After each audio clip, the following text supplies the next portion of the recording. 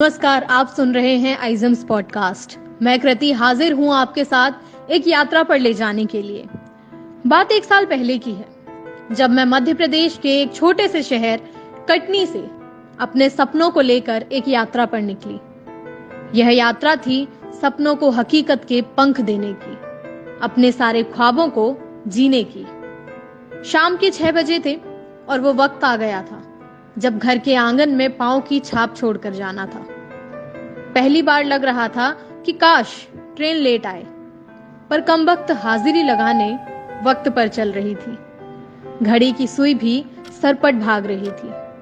घर से निकलते वक्त झरोखों के दिए की लौ मनोबल बढ़ा रही थी, तो वहीं दूसरी ओर घर के बाहर लगा तुलसी का पौधा अपनी जड़ों से बिछड़ने पर बेजान सा था। पर जब सोच ही लिया था तो जाना तो था ही।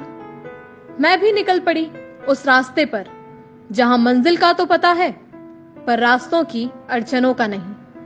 पर विश्वास के साथ जज्बा भी था कुछ कर गुजरने का। कृपया ध्यान दीजिए, गाड़ी संख्या 1210 महाकौशल एक्सप्रेस सतना झांसी के रास्ते जबलपुर से आने वाली कुछ ही पलों में प्लेटफॉर्म क्रमांक 2 पर आने वाली है। स्टेशन पहुंचे, ट्रेन आने ही वाली थी। जाते जाते पूरे स्टेशन को नजर भर के देखा और आंखों में समाकर चल गई। जैसे जैसे ट्रेन स्टेशन छोड़ रही थी, बोर्ड पर लिखा कटनी शहर का नाम धुंधला हो रहा था और आंखों से आंसुओं का समंदर उमड़ रहा था।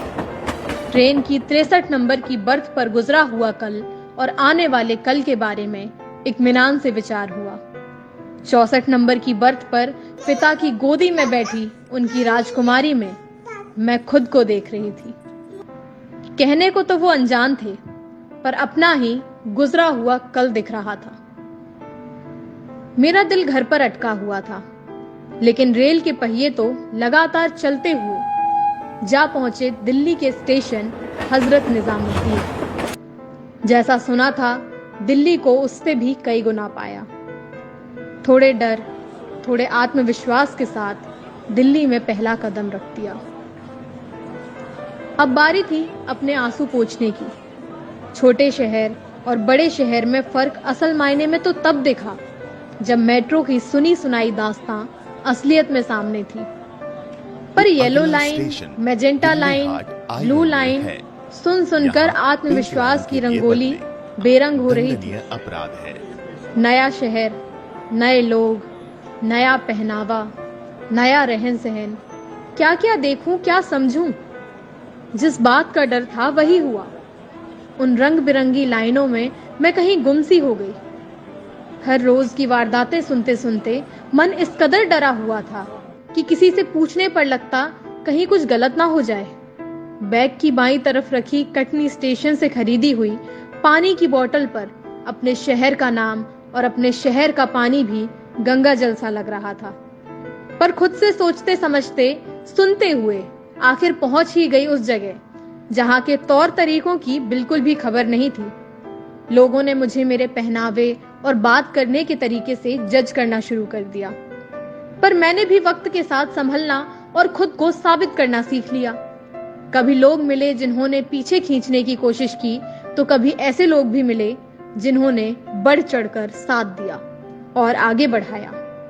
यह यात्रा मेरे जीवन की सबसे कठिन और लाभप्रद यात्रा थी। इस यात्रा के पश्चात मिलने वाले अनुभव मेरे लिए अब तक की सबसे बड़ी कमाई है।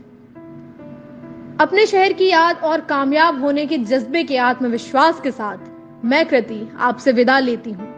जल्द लौटूंगी एक नए अंदाज के साथ। तब तक के लिए आप सुनते रहिए आइजम्स पॉडकास्ट।